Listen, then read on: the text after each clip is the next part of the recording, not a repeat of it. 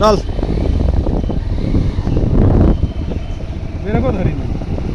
ওই অবস্থায়। হাই বন্ধুরা, আসসালামু আলাইকুম। আমরা এখন যাচ্ছি তাম্বুলপুর বাজারে। তো আসলে আপনাদের মাঝে এটাই শেয়ার করতেছি যে আমরা তাম্বুলপুরে যাচ্ছি।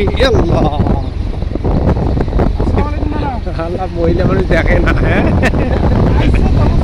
সেটাই তো কই না, সেটাই তো কই।